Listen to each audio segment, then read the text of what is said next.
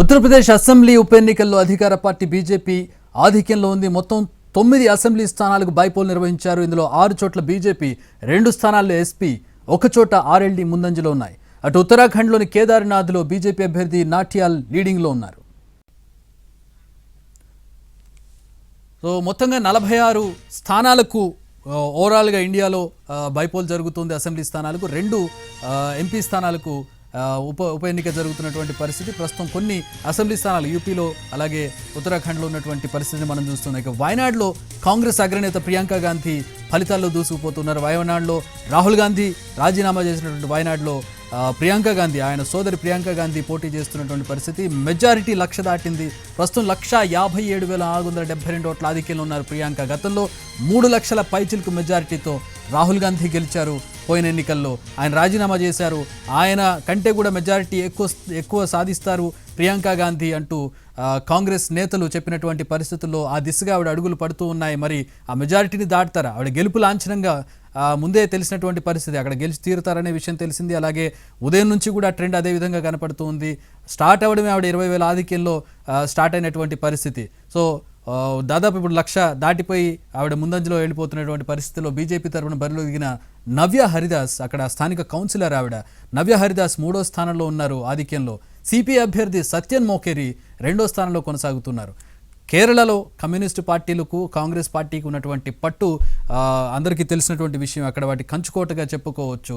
అలాగే ప్రత్యేకంగా వయనాడ్లో కాంగ్రెస్కు ఉన్నటువంటి ఓటు బ్యాంక్ కావచ్చు, నెహ్రూ గాంధీ కుటుంబానికి ఉన్నటువంటి సెంటిమెంట్ కావచ్చు, అలాగే ప్రియాంక గాంధీ మొదటిసారి పోటీ చేస్తూ ఉండడం కావచ్చు, అనేక అంశాలు ఆవిడికి కలిసి వచ్చి ఆవిడని గెలుపు బాట భారీ మెజారిటీ దిశగా అడుగులు వేసే పరిస్థితిని ప్రస్తుతం మనం వయనాడ్లో చూస్తూ ఉన్నాం.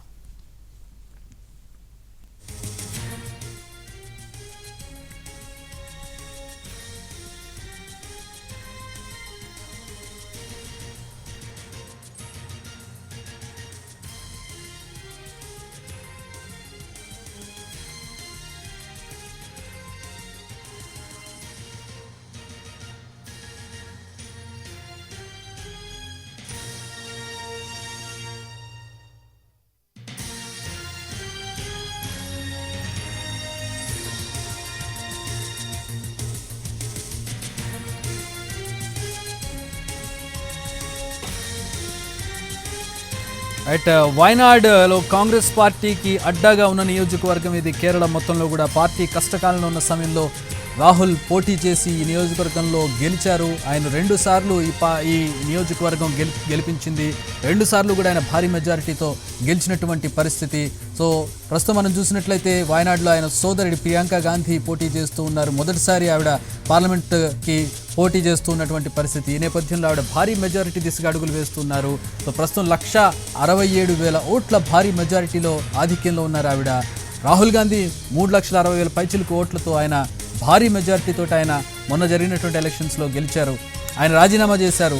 అంటే ఆయన అటు రాయ్బరేలీ ఇటు వయనాడ్ 2 ప్రాంతాల్లో పోటీ చేసి 2 ఎంపీ స్థానాలకు పోటీ చేసి రెండిట్లోనూ గెలిచారు. దాంతో ఏదో ఒక స్థానాన్ని అట్టుపెట్టుకోవాలి కాబట్టి ఆయన రాయ్బరేలీ అట్టుపెట్టుకున్నారు. వయనాడికి పోటీ నుంచి ఆయన రాజీనామా చేశారు.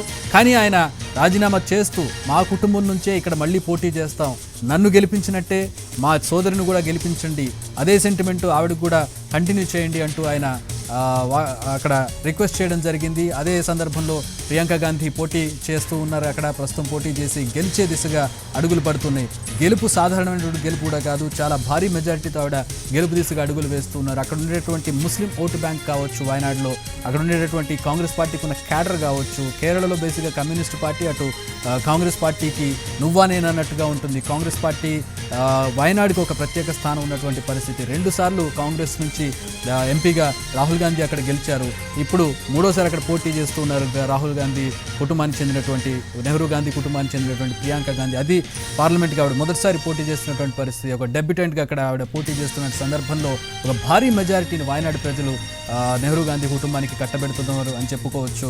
సో గతంలో అంటే మొన్న జరిగినటువంటి ఎలక్షన్లో 3,60,000 పైచిలకు భారీ మెజారిటీతో గెలుపొందారు రాహుల్ గాంధీ. మరి ఈసారి ఆ మెజారిటీని కూడా దాటుతారని చెప్పి కాంగ్రెస్ నేతలు గంటపదంగా చెబుతున్నటువంటి పరిస్థితుల్లో ప్రస్తుతం ఆవిడ 1,60,000 ఓట్ల మెజారిటీ తోటి కంటిన్యూ అవుతున్నారు. ఇంకా కౌంటింగ్ ఇంకా ఉంది కాబట్టి ఇంకా మెజారిటీ పెరిగే అవకాశం కనపడుతుంది. గెలుపు లాంఛనం, మెజారిటీ గెలుపు ఎంత అనేది మనకి ఇక్కడ ప్రస్తుతం మనం చూడాల్సినటువంటి పరిస్థితిని మనం చూస్తూ ఉన్నాం. రైట్, మా ప్రతినిధి కార్తీక్ జాయిన్ అవుతూ ఉన్నారు. వాయనాడ్ కౌంటింగ్కి సంబంధించి మరిన్ని వివరాలు తెలుసుకుందాం. కార్తీక్, మనం ఉదయం నుంచి మాట్లాడుకుంటున్నాం. ఉదయం నుంచి ఏకపక్షంగా జరుగుతున్నటువంటి పరిస్థితి వాయనాడ్కి సంబంధించి. మిగతా ఎక్కడ ఎట్లా ఉన్నా కూడా వాయనాడ్ అనేది కంచుకోట, ఆవిడ గెలిచి తీరుతారనేది పోటీ నిలబెట్టినటువంటి బీజేపీ కూడా. కానీ ఇక్కడ బీజేపీ 3వ స్థానానికి పరిమితమైనటువంటి పరిస్థితి అక్కడ చూస్తూ ఉన్నారు. దేశం మొత్తం ఒక ఎత్తుంటే వాయనాడ్లో ఒక పరిస్థితి కనపడుతుంది. 2వ స్థానంలో కమ్యూనిస్ట్ పార్టీకి చెందిన నేత కనబడుతూ ఉన్నారు.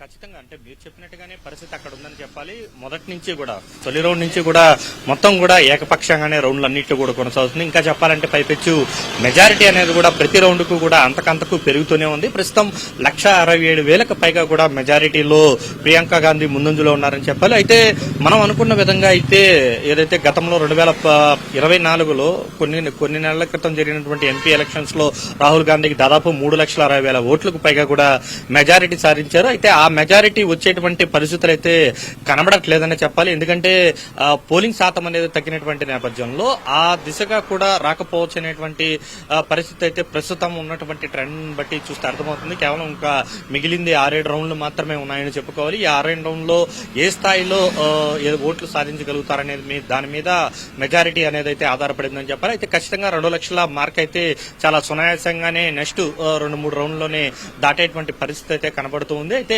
దేశం మొత్తం ఒక ఎత్తు, ఏదైతే మహారాష్ట్ర కావచ్చు, జార్ఖండ్ కావచ్చు, మిగిలిన ఉప ఎన్నికలన్నింటిలో కూడా ఒక ఎత్తు అయితే ఇక్కడ మాత్రం ఒక ఎత్తుగా అని చెప్పాలి. ఇంకా చెప్పాలంటే యూపీలో కూడా ఒక కాస్త పరిస్థితి మెరుగ్గానే ఉంది, కానీ 2వ స్థానంలో ఉంది. అక్కడ సమాజ్వాదీ పార్టీ తర్వాత 2వ స్థానంలో ఉన్నటువంటి, కానీ ఇక్కడ మాత్రం పరిస్థితి పూర్తి భిన్నంగా ఉంది. మొదటి నుంచి కూడా పూర్తి స్థాయిలో ట్రయాంగిల్ ఫైట్ ఉంటుంది. ఖచ్చితంగా కూడా తాము పోటీ ఇస్తామని చెప్పి బీజేపీ నేతలందరూ కూడా భావించారు. అందుకే కౌన్సిలర్ గా ఆర్ఎస్ఎస్ భావజాలం ఉన్నటువంటి మహిళను రంగంలోకి దింపడం కూడా జరిగింది. ఇక అప్పటి నుంచి కూడా ప్రచారం అనేది కూడా పూర్తి స్థాయిలో పెద్ద ఎత్తున చేసినటువంటి పరిస్థితి, కానీ అందుకు తగ్గట్టుగా ఫలితాలు అయితే రాలేదనే చెప్పాలి. ఇప్పటికిప్పుడు కూడా క్షణక్షణం మొత్తం కూడా ఏదైతే ట్రెండ్స్ అనేది కూడా చూసుకుంటే అంతకంతకు మెజారిటీ అనేది కూడా పెరుగుతూనే ఉందని చెప్పాలి. సిపిఐ నేత ముఖర్జీ మాత్రం 2వ స్థానంలో ఉన్నటువంటి పరిస్థితి. నవ్యా హరిదాస్ మాత్రం ఇప్పటికీ కూడా 3rd ప్లేస్ లో ఉన్నారు. కేవలం 48,000 ఓట్లు మాత్రమే ఇప్పటి వరకు కూడా సాధించినటువంటి పరిస్థితి. అయితే అనుకున్న విధంగా ఫలితాలు అయితే రాలేదని చెప్పాలి. గతంలో 2024లో 2019లో పోటీ చేసిన సమయంలో కూడా మెరుగైనటువంటి ఫలితాలనే అక్కడ బీజేపీ సాధించని చెప్పాలి. అయితే అంతకంటే దారుణమైనటువంటి పరాభవాన్ని ప్రస్తుతం బీజేపీ అక్కడ చవిచూస్తుందని, దీనికి అంతటికీ కారణం మాత్రం ఏదైతే ప్రకృతి విపత్తు వల్ల వాయనాడుకు సంబంధించినటువంటి ఏదైతే ఘటన ఏదైతే ఉందో దాదాపు 700 మందికి పైగా కూడా చనిపోవడం కూడా జరిగింది. వందలాది మంది నిరాశ్రయులయ్యారు.